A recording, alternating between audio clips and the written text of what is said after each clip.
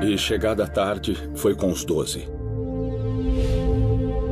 E, comendo com eles, tomou Jesus o pão e, abençoando-o, o partiu e deu-lhe e disse: Tomai, comei, isto é o meu corpo.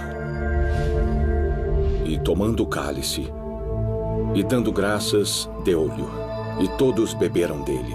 E disse-lhes: Isto é o meu sangue, o sangue do Novo Testamento, que por muitos é derramado.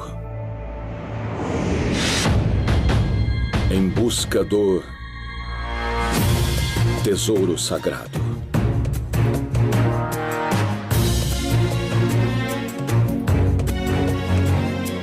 Religião,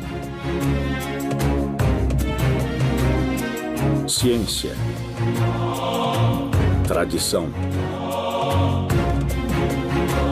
teologia,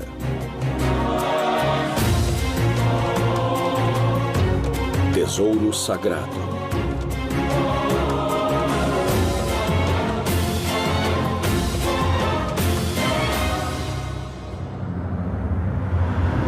Em busca do tesouro sagrado.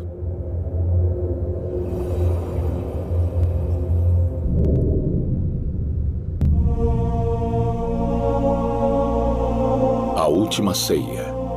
Um dos maiores momentos nos evangelhos. Foi durante essa refeição, a última que fez com seus discípulos, que Cristo instituiu um novo sacramento ao partilhar o pão e o vinho. Esse evento inspirou alguns dos maiores artistas, Leonardo da Vinci, El Greco, Salvador Dalí, e para os entusiastas do mistério e do oculto, foi nela que um dos objetos mais místicos apareceu, o Santo Graal, a taça usada na última ceia. Existem algumas menções ao Santo Graal na literatura celta. Não havia história sobre tesouro quando ele chegou. Na verdade, sim, havia histórias de tesouros nesta área. E sempre houve. Se pudermos entender além das lendas, todas as estradas levam ao Santo Graal. Até onde eu sei, não existe um Santo Graal a ser encontrado. Isso é uma piada. Em 2003, Dan Brown escreveu o Código da Vinci, no qual propôs uma interpretação pouco conhecida, mas muito polêmica do Santo Graal. O livro trouxe a antiga busca pelo Santo Graal para o primeiro plano de novo. Na versão cristã, o Graal é a taça usada para alimentar os discípulos durante a última ceia e também para recolher o sangue de Cristo. Existem muitas ideias diferentes do que o Santo Graal realmente é. Em uma escola de pensamento, o Santo Graal é a taça que Jesus levantou na última ceia. Outra ideia é que ela é a pedra verde, a esmeralda de Satã, que ele perdeu ao lutar contra Jesus. A esmeralda que caiu na terra e se transformou em cálice é a esmeralda de Satã. E existe também a ideia simbólica de que o Santo Graal simboliza o conhecimento. A mais intrigante e misteriosa de todas as interpretações diz que é uma pessoa e não um objeto. E que a pessoa é Maria Madalena, que ela e Jesus eram casados e que isso foi ocultado do mesmo modo que a verdade sobre sua família. Depois da crucificação, o fiel José de Arimateia levou Maria Madalena, esposa de Cristo, para o sul da França, onde ela foi protegida e cuidada por pessoas boas e honradas. E seus filhos, um filho de Jesus e talvez também uma filha, casaram-se na família real dos Merovingios. Meroveu, o misterioso Meroveu, nascido 2 vezes, como é dito nos mitos antigos, tornou-se o grande fundador dessa famosa e misteriosa linhagem real francesa. Ninguém sabe exatamente o que é o Santo Graal. Alguns dizem que é o cálice em que Cristo bebeu na última ceia, outros dizem que é o prato em que ele comeu, outros dizem que é a iluminação, a sensação de iluminação, e outros que se trata da vida oculta de Cristo. Nada foi provado, nada foi encontrado. Taça sagrada, conhecimento universal ou descendente de Jesus Cristo? Qual direção devo seguir em minha pesquisa? Meu primeiro impulso foi ir para o local da última ceia, Jerusalém. Jerusalém, Israel. A cidade antiga de Jerusalém é uma área murada dentro da moderna Jerusalém, com uma população de 750 mil habitantes. Aqui, as ruas estreitas não permitem a passagem de carros. Muros altos, construídos no século XVI pelo sultão Suleiman, o Magnífico, rodeiam a cidade antiga que abriga 4 povos: armênios, judeus, cristãos e muçulmanos. Entre a época em que Cristo viveu e os tempos modernos, a cidade foi destruída e reconstruída muitas vezes. Há muita especulação quanto ao lugar em que Jesus Cristo partilhou a última ceia com os discípulos. Os evangelhos são vagos e não dão detalhes. Mateus e João mal falaram da ceia. Quanto a Marcos e Lucas, só mencionam uma grande sala superior mobiliada e preparada em uma casa da cidade. Ainda segundo a tradição, o cenáculo, a sala em que a última ceia foi realizada, era uma grande sala com um teto de arcada no segundo piso do que foi a igreja do Sião Sagrado, destruída pelos persas em 614. Os prédios do cenáculo estão no final de uma passagem estreita e ensolarada, típica da cidade antiga de Jerusalém. A grande sala superior pode ser acessada por uma escadaria que chega até a rua. Com todas as sucessivas destruições e reconstruções, é impossível ter certeza se este lugar é a sala superior mobiliada descrita por Marcos e Lucas. Mas parece que os primeiros cristãos se esforçaram muito para perpetuar a memória de sua importância ao reconstruir sempre esse lugar. Uma longa tradição cristã nos lembra que foi aqui que Jesus partiu o pão e partilhou o vinho, e que foi aqui que segurou uma taça que se tornou foco de uma das buscas mais incríveis da história: o Santo Graal. Se o Santo Graal era uma taça, como distingui-lo das outras?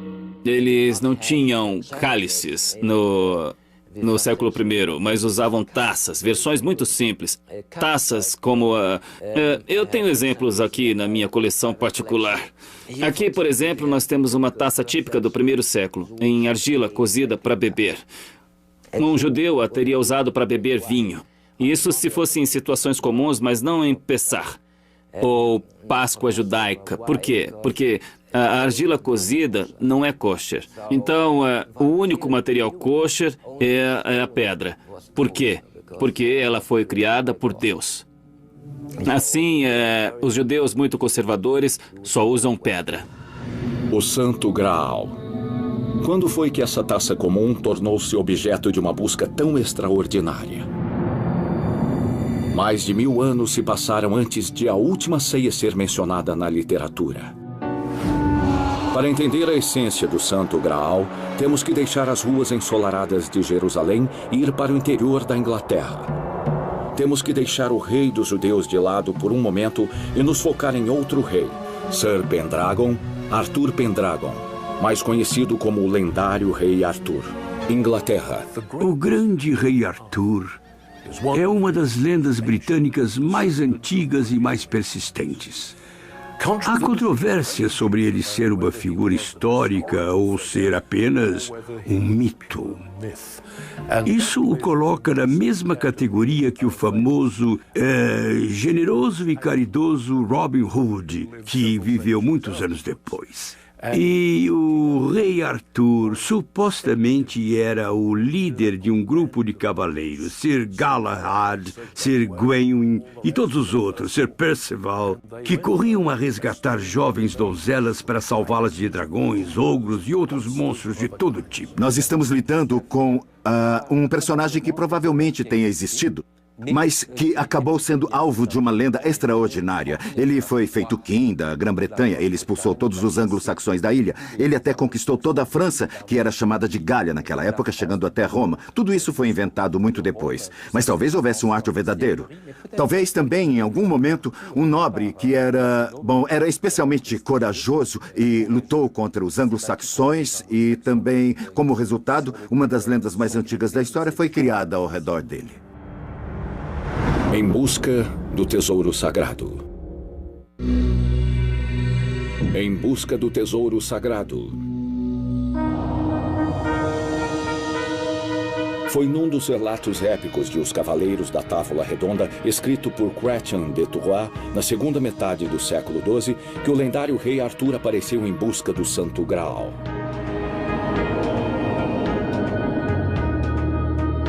Segundo a história, quando Arthur era adolescente, ele conseguiu retirar uma espada de uma pedra e se transformou em rei da Grã-Bretanha. Depois de coroado, Arthur instruiu seus companheiros mais corajosos, os lendários Cavaleiros da Távola Redonda, a partir em busca do Santo Graal. Chrétien de Troyes escreveu a História do Graal. Ele disse que usou as histórias mais antigas. Isso deve ser verdade, porque existem relatos do Graal na literatura celta, também é descrito como o caldeirão da abundância da mitologia celta, que foi descoberto depois de uma longa viagem e trazido para os mortais. Ele podia ser usado para imersão ou para renovar a vida ou curar feridas. E, como ele nunca se esvaziava, sempre fornecia comida. Mas Chrétien de Troyes foi um clérigo que viveu em uma época extremamente religiosa, quando o catolicismo era muito popular. Ele transformou o Graal em uma relíquia cristã. Arthur fez parte da busca pelo Santo Graal, mas depois da publicação do texto de Chrétien de Troyes, houve a percepção que os cavaleiros, especialmente Perceval e Gwen, também foram em busca do Santo Graal. Arthur assumiu um papel secundário, e foram os Cavaleiros da Távola Redonda, os cavaleiros de sua corte, que assumiram a busca pelo Santo Graal. Segundo a história, apenas Galahad, o mais puro dos cavaleiros, conseguiu chegar perto do Santo Graal. A aventura dos Cavaleiros da Távola Redonda terminou durante a Batalha de Canlan, um confronto sangrento no qual o rei Arthur foi gravemente ferido por seu filho ilegítimo, Mordred. Agonizando, o rei foi levado para a ilha de Avalon, onde morreu. Quanto ao Santo Graal, seu destino nunca foi conhecido, pois Chrétien de Troyes morreu antes de a história ser concluída, deixando o Graal perdido em uma névoa histórica e geográfica. Glastonbury, uma cidadezinha em Somerset, Inglaterra, foi uma parada obrigatória no caminho do rei Arthur. Dizem que ali ficava a ilha lendária de Avalon. Ainda mais, segundo a tradição celta, é em Glastonbury que o Santo Graal está escondido. A história diz que um dia depois da crucificação, José de Arimateia, que usou o Graal para recolher o sangue de Jesus, zarpou de Jerusalém, levando a preciosa relíquia. Ele a portou em Glastonbury, onde construiu uma pequena capela e enterrou o Santo Graal em algum ponto do lugar. Segundo a lenda celta, a mais famosa abadia da Grã-Bretanha foi construída sobre as ruínas da capela de José de Arimateia. Houve uma descoberta vários séculos atrás, na abadia de Glastonbury.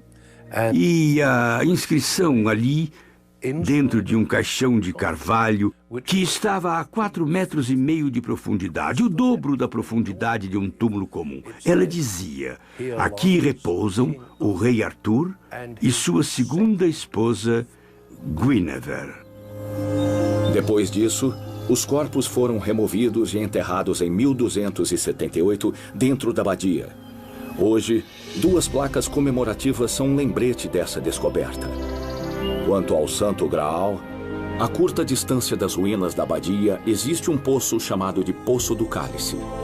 Segundo a lenda, foi aqui que José de Arimateia jogou o Graal, porém não existem indicações de ele ter sido encontrado. Se o Graal que estou procurando não está mais no fundo desse poço, e se está escondido, então preciso procurar em outro lugar.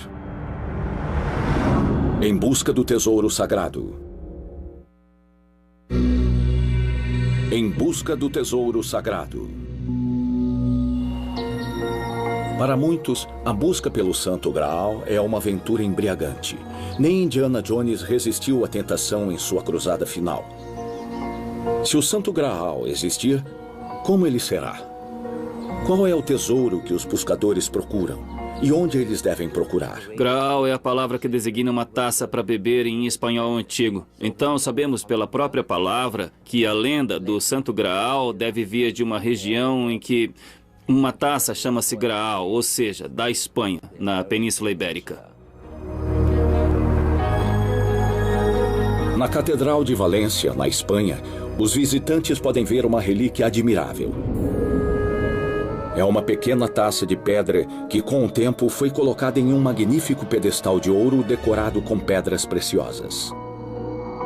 E mais ou menos meio século antes de o primeiro mito de Percival ter sido escrito, existia um documento que descrevia um cálice de pedra que foi a taça usada por Nosso Senhor Jesus Cristo em um monastério do norte da Espanha, San Juan de la Peña, no sopé de uma montanha chamada Mons Salvatores, ou, no dialeto local, Mont Salvage. Porém, Mont Salvage é o nome do grande castelo em Percival. Sem dúvida nenhuma, se seguirmos as descrições de imagens, os detalhes topográficos e as descrições de como o grande castelo realmente era na narração, eles são idênticos ao monastério de San Juan de la Peña. Em 1339, o Graal foi levado de San Juan de la Peña, primeiro a Saragoça e depois a Barcelona e em seguida a Valência. E ele ainda hoje é venerado na Capela do Graal, na Capela do Santo Cálice, na Catedral de Valência, onde ele pode ser visto a qualquer momento em que for a Valência. Esse é o Santo Graal autêntico e eu posso provar, porque na primeira história sobre o Santo Graal, no Parzival de Wolfram von Eschenbach, ele menciona uma inscrição misteriosa sobre o Santo Graal e dá o nome do Graal como Lapsit Exilis. E, de fato, em escrita cúfica, aos pés do Santo Graal original, na Capela do Santo Cálice, em Valência, há uma inscrição cúfica, Al Lapsit Exilis, exatamente como a inscrição citada por Wolfram von Eschenbach. Embora a taça de Valência pareça datar da época de Jesus Cristo e se assemelhe à descrita na lenda de Arthur, será que poderia ser o verdadeiro Graal? Os primeiros relatos da Taça de Valência datam da Idade Média, uma época em que cerca de 20 igrejas afirmam possuir o Santo Graal. A Taça de Valência será realmente o Graal ou apenas um Graal? A verdadeira história do Santo Graal parece ser muito mais sombria, mas sempre associada a um grupo de cavaleiros nobres, os Templários, uma ordem que era de natureza militar e religiosa, criada em 1129 para proteger os peregrinos a caminho de Jerusalém. Sua sede foi construída sobre as ruínas do Templo de Salomão e os Templários encontraram muitos tesouros, inclusive o Santo Graal. Depois de levar os tesouros para a Europa, os Templários, que se ligavam diretamente ao Papa, foram contra a lógica aparente e entregaram o Santo Graal para os cátaros, uma seita que era contrária à Igreja Católica Romana. Os cátaros eram uma outra seita religiosa na França, principalmente no sul da França e norte da Itália. Eles acreditavam em dois deuses. Acreditavam em um deus material, que não era nada bom, e acreditavam em um deus espiritual, que era essencialmente o deus do amor. Eles acreditavam que tudo era material, inclusive nós, nossos corpos, tudo que foi feito pelo homem ou pela natureza era essencialmente mal, maligno. E que tudo que pertencia ao mundo espiritual era bom. Quando eu penso nisso, imediatamente comparo com os hippies. Eles eram pacíficos, praticavam o amor livre, não se casavam, não acreditavam em trabalho. Parece ideal. Eles decidiram que iam viver uma vida pura.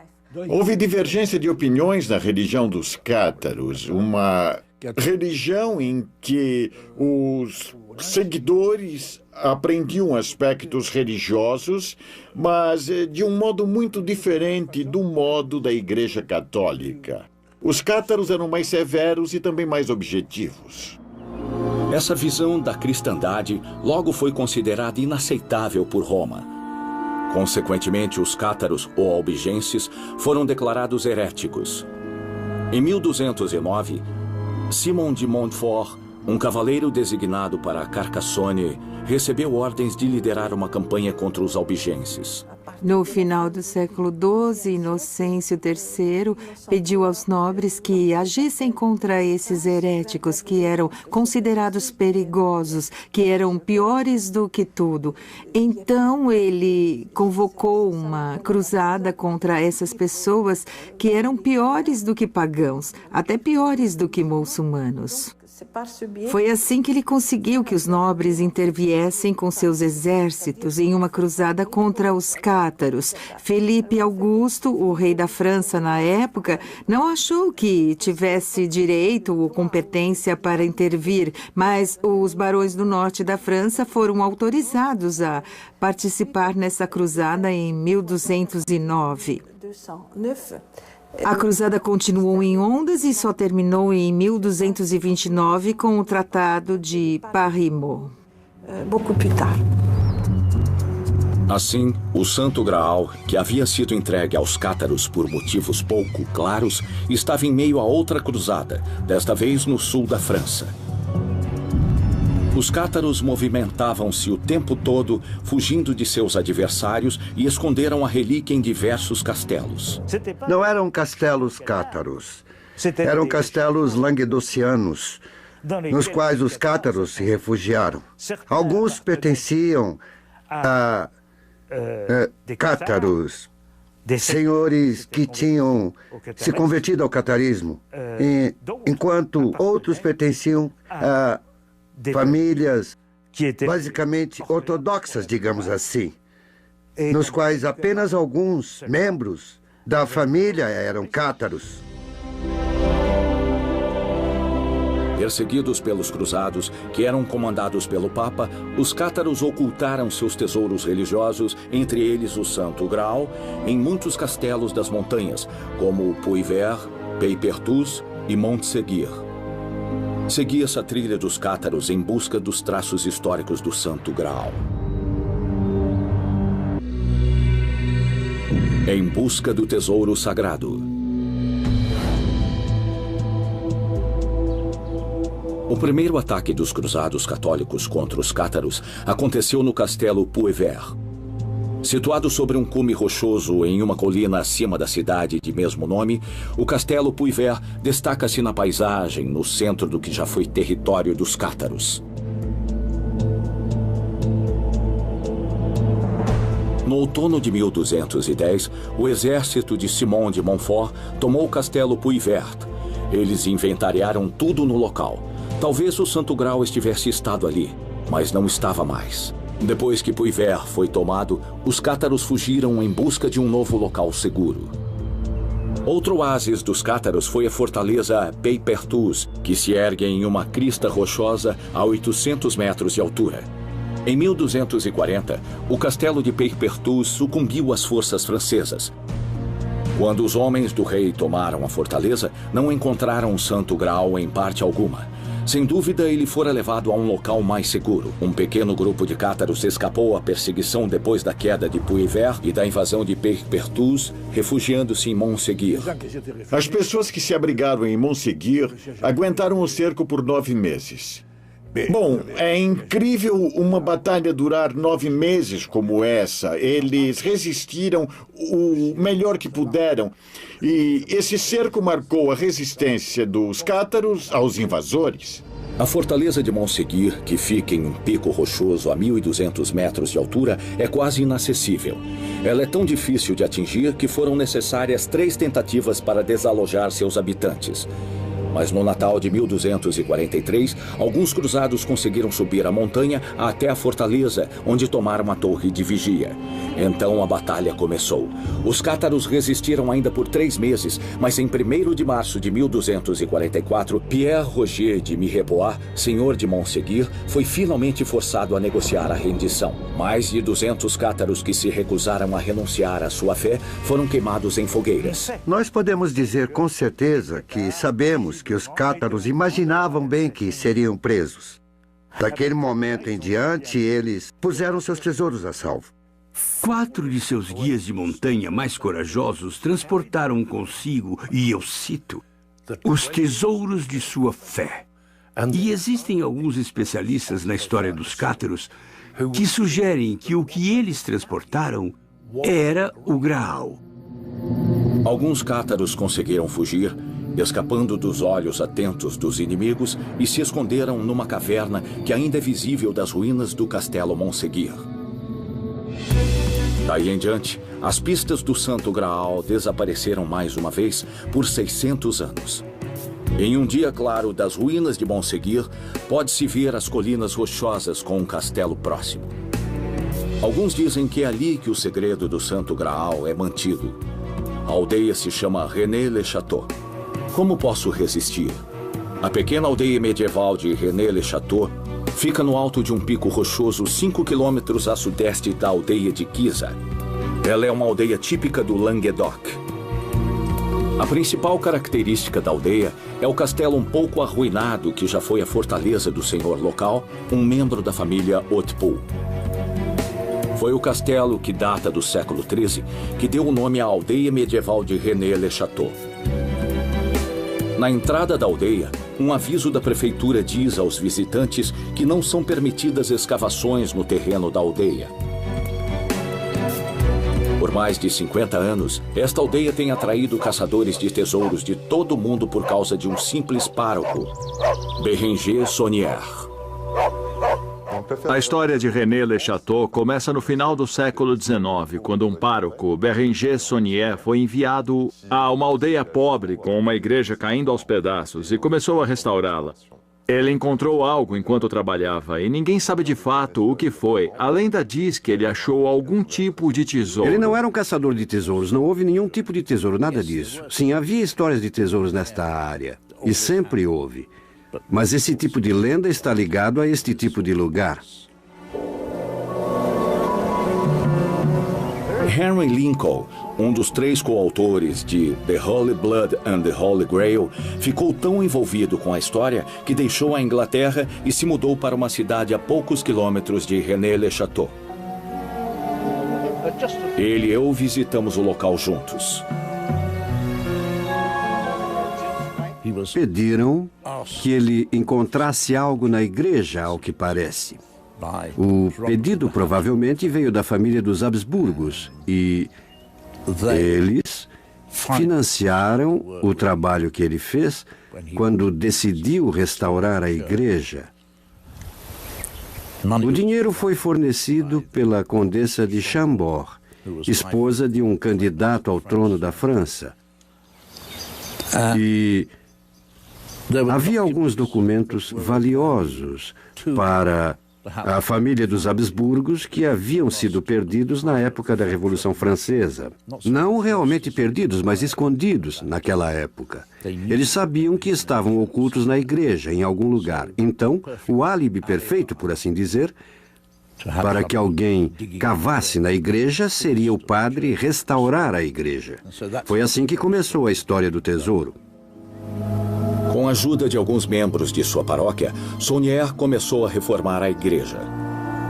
Em julho de 1887, ao mover a pedra do altar, os pedreiros acharam 2 colunas visigodas.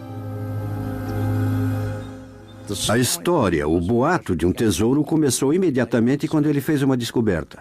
Embaixo do altar havia um embrulho, uma coleção do que ele descreveu como medalhas de nobres sem valor. A descoberta foi relatada imediatamente pelos 2 operários que tinham ajudado a levantar a pedra sob a qual as medalhas foram achadas. Esta descoberta atraiu curiosos para a abadia de Saunière. Ele consertou as ruas da aldeia, que estavam muito gastas, e até surpreendeu as pessoas ao mudar as inscrições nos túmulos no cemitério atrás da igreja. O que esse pároco pobre poderia ter alterado? O que ele encontrou? E o que procurava? Nos meses e anos que se seguiram, por exemplo, ele começou a escavar no cemitério. até mesmo de noite. Os habitantes não perceberam isso por um tempo, mas quando descobriram que ele e Marie, sua governanta, tinham cavado no cemitério e mexido em um bom número de túmulos, eles ficaram muito furiosos e até deram queixa à polícia. Em todas as suas buscas, o padre Saunière era sempre acompanhado por sua fiel governanta, Marie de Narnaud. Ela saberia o segredo? Em primeiro lugar, ela certamente estava envolvida, porque era a governante do pároco, mas, com certeza, havia também um certo vínculo de amizade entre os dois. De uma hora para outra, o padre começou a fazer compras extravagantes. Então, as pessoas viram um pároco pobre, começaram a restaurar a igreja e não tinham ideia de onde vinha o dinheiro. Então, quando viram o pároco restaurando a igreja, os habitantes ficaram felizes e, com isso, não perguntaram de onde vinha esse dinheiro. Mas quando esse padre pobre começou, então, a comprar muitas terras, construir casas e uma torre, criar um jardim, importar rum até da Jamaica, obviamente, eles começaram a indagar o que estava vendo. Não havia como ele reunir essa riqueza simplesmente cobrando pelas missas. Mesmo tendo aumentado o preço em 10%, ele não teria juntado tanto dinheiro. O pároco simples estava levando uma vida principesca. A fortuna súbita do padre Saunière e o silêncio inexplicável das autoridades religiosas criaram boatos. Em busca do tesouro sagrado. René Le Chateau. Diante do silêncio da igreja, muitos disseram que o padre Saunière não achara um tesouro, mas um segredo. Ou talvez um objeto precioso que usou para receber dinheiro das autoridades religiosas. Poderia ter sido o Santo Graal que havia desaparecido na região 600 anos antes? Dizem que ele encontrou 2 pergaminhos, um grande e outro pequeno. Tanto o pergaminho grande quanto o pequeno eram fraudes muito bem feitas. Mas eu diria que eram fraudes, provavelmente feitas pelo Marquês Philippe de Cherizet, que sabia muitas coisas e quando as pessoas dizem que os pergaminhos eram falsos, bom, talvez fossem falsos, mas foram feitos com elementos históricos. Isso é o que os torna valiosos. Assim mesmo, se começamos com alguns itens falsos, eles ainda nos levam a um caminho histórico tangível e arqueológico. E foi esse caminho que Bérenger Saunière encontrou. Depois de receber uma doação da Condessa de Chambord, que lhe deu o primeiro apoio financeiro, ele começou a trabalhar na igreja. Supõe-se que quando começou o trabalho de reforma, ele descobriu algo e o que quer que fosse, isso o deixou imensamente rico, pois sua fortuna equivalia a 1 bilhão de francos, que era uma soma enorme na época. Parece que os Habsburgos lhe davam esse dinheiro. Existem algumas provas porque ele tinha envelopes pré-endereçados, alguns deles com o endereço de um banco em Budapeste, que é onde os Habsburgos tinham seu capital. Então, eles colocavam o dinheiro em sua conta bancária. E ele se ausentava em viagens misteriosas nas quais saía da aldeia por períodos de cerca de uma semana. Parece que ele ia a Budapeste para pegar dinheiro em espécie, para se sustentar. Porém, ele teve problemas de dinheiro com o início da Primeira Guerra Mundial, em 1914. Ele não podia mais ir a Budapeste. E assim, o dinheiro tornou-se um problema. E então, antes da guerra terminar, ele morreu. O padre Saunière morreu em 22 de janeiro de 1917. Ele legou todas as suas posses a Marie de Narnaud, sua fiel e devotada governanta. Foi aqui que Saunière passou os últimos anos de sua vida. Mas era um homem agitado e muito inquieto. Ele se suicidou aqui. E ele caiu perto da porta. E depois, ele se arrastou para lá, e então Marie o encontrou ali. Ele agonizou durante alguns dias entre a vida e a morte e depois morreu. Foi aqui que ele passou os últimos anos de vida, em seu escritório, sua biblioteca. Acredita-se que nos anos que passou em René-le-Château, o padre Saunière deixou propositadamente várias pistas que levam ao tesouro de René-le-Château, talvez até mesmo ao Santo Graal. Por que ele nos deixou essas indicações vagas? Porque ele simplesmente não falou claramente. O que ele sabia e nós não sabemos. Temos de fazer uma pergunta. O que ele disse quando fez sua última confissão? O padre que a ouviu recusou-se a lhe dar absolvição. Isso é algo horrível de se fazer com um padre. Deixar que ele sentisse que morreria sem o perdão da igreja. Ele recebeu a extrema-unção nos funerais, mas vários dias depois. Então, ele era um homem perturbado e infeliz no final de sua vida. Por que a igreja trataria um de seus membros, um sacerdote, desse modo, enquanto ele agonizava? O que ele fez ou o que encontrou que lhe trouxe tanta desgraça no fim da vida? E, acima de tudo, o que aconteceu com sua fortuna inexplicável? Marie não tinha acesso à fonte do dinheiro, pois não podia movimentar a conta bancária dele. Depois da morte de Bérenger Saunière, Marie Bernardot ficou pobre. Por quê? Porque ela herdou as propriedades, mas não herdou o dinheiro. E, embora ela alimentasse a lenda de que o padre Saunière havia encontrado um tesouro, ela dizia: os habitantes de René-le-Château estão andando em ouro e não sabem disso. O que o padre Saunière deixou poderia alimentar René-le-Château por gerações. E ainda haveria sobras. Ela não podia pagar os impostos das propriedades. Ela não teve alternativa a não ser ir vendendo aos poucos cada um dos móveis simplesmente para sobreviver. Se Marie de Narnaud viveu na pobreza, isso significa que o famoso tesouro do padre Saunière está em René-le-Château? Isso é o que acreditam os caçadores de tesouros. Os primeiros chegaram na década de 50 procurando um baú de moedas de ouro. Eles não sabiam bem o que estavam procurando e escavaram ao acaso. Quando não acharam nada, começaram a indagar o que poderia ser esse tesouro. Surgiram muitas teorias, algumas com base na história. A primeira relacionava o tesouro a Blanche de Castella. Depois, pensou-se que fosse um tesouro dos Templários ou dos Cátaros. Alguns até mergulharam na história do Império Romano ou dos Visigodos, em busca de um tesouro perdido que pudesse estar em René-le-Château. Mas uma vez os caçadores de tesouros não encontraram nada.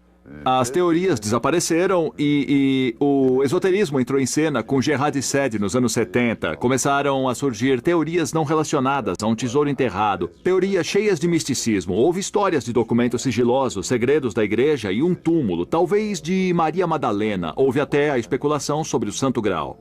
Todas as pistas supostamente deixadas por Bérenger Saunière, códigos secretos cifrados na construção e decoração da igreja, impulsionaram novas pesquisas. Muitos acham que só é preciso decodificá-las. A ideia de que o padre Bérenger Saunière possa ter deixado pistas na igreja ou no terreno foi difundida por Gerard de Sade, que baseou sua afirmação na decoração da igreja, que é muito elaborada. A decoração da igreja encheu a cabeça dele com interpretações simbólicas, como um mapa do tesouro que se vê em um filme de piratas.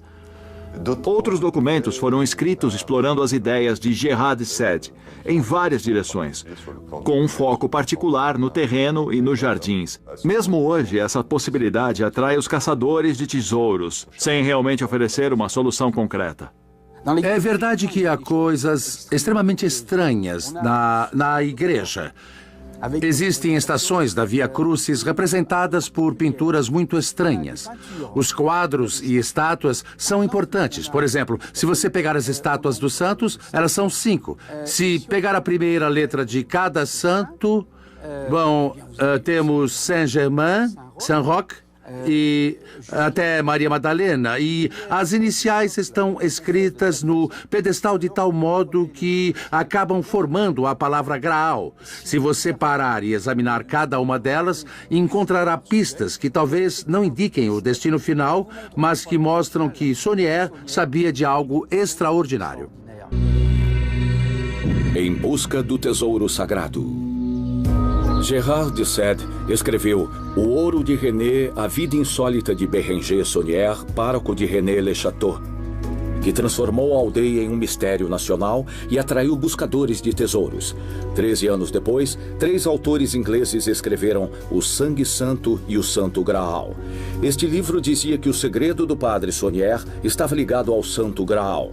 Os autores afirmam que as palavras Santo Graal significam sangue real e indicavam uma linhagem que descendia de Jesus e Maria Madalena. Em 2003, o escritor americano Dan Brown escreveu o Código da Vinci, que ficou no alto da lista de best-sellers. Na história, o americano Robert Landon, professor de simbologia religiosa, descobre que o curador do Museu do Louvre, em Paris, Jacques Saunier, é o chefe de uma organização misteriosa, o Priorado de Sião, uma poderosa irmandade cuja missão é proteger um segredo que poderia enfraquecer a religião cristã. O segredo é que Jesus de Nazaré teve um filho com Maria Madalena e essa criança começou a linhagem de Jesus, o Santo Graal. O Priorado de Sião foi uma irmandade criada em 1099, segundo alguns documentos misteriosos descobertos nos anos 1960 na Biblioteca Nacional de Paris. Esses documentos incluíam folhas datilografadas com referências históricas, manuscritos em código que se alegava serem cópias dos descobertos pelo Padre Saunier em René-le-Château, junto com uma lista dos grandes mestres do Priorado de Sião desde sua fundação e que incluía nomes famosos como Nicolas Flamel, Nostradamus e Leonardo da Vinci. O último nome da lista era Pierre Plantard. Pierre Plantard queria que as pessoas falassem sobre Pierre Plantard e viu a oportunidade de ganhar dinheiro com René-le-Château e ficar assim muito famoso. E foi isso, e exatamente aí que ele surgiu com a teoria do segredo, do qual ninguém havia falado antes. Era a revelação de que Jesus se casara com Maria Madalena, de que eles tiveram filhos, de que seus descendentes reinaram sobre a França e de que Pierre Plantard era seu último descendente. Assim, Pierre Plantard sempre se apresentava como alguém que tinha o sangue de Jesus e sangue real correndo em suas veias.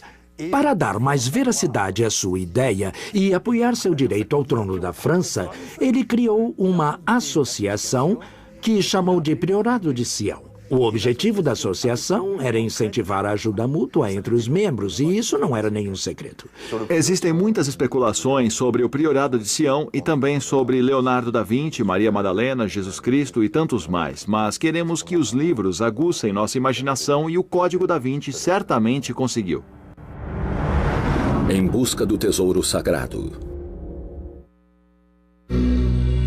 Em busca do tesouro sagrado.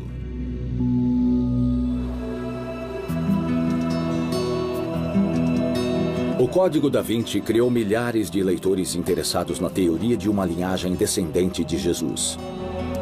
Isso resultou na produção de vários livros pseudo-históricos sobre o relacionamento entre Jesus Cristo e Maria Madalena. Houve um movimento para tornar Jesus mais humano. Jesus sempre foi considerado por uma religião, o cristianismo, como um Deus, um filho de Deus. Mas tinha também um lado humano nele, e esse foi um movimento para torná-lo mais humano. A teoria da linhagem de Jesus tem esse papel. Essa foi uma reflexão do pensamento moderno. Sob essa nova luz, o relacionamento entre Jesus Cristo e Maria Madalena só podia ter sido de natureza sexual. Um abraço só podia ter sido um abraço sexual, e o Evangelho de Filipe fala claramente de um abraço iniciático, no qual o conhecimento iniciático foi passado. E isso traz a ideia de uma sociedade secreta que protegia um segredo guardado zelosamente. Isso resume bem o que estamos vendo agora. É um modo novo de olhar para Maria Madalena em relação às necessidades da sociedade atual. É a emancipação de Maria Madalena em comparação à imagem dos anos 1960. Se o Santo Graal tivesse mesmo passado de um século para o outro, não o buscaríamos nas páginas do livro de Dan Brown. E se o Santo Graal é mesmo a representação simbólica do conhecimento universal, parece claro que esse conhecimento não será revelado em breve. Posso fazer uma piada. Para resumir essa história, posso dizer que a história é verdadeira. Só os fatos é que foram mudados.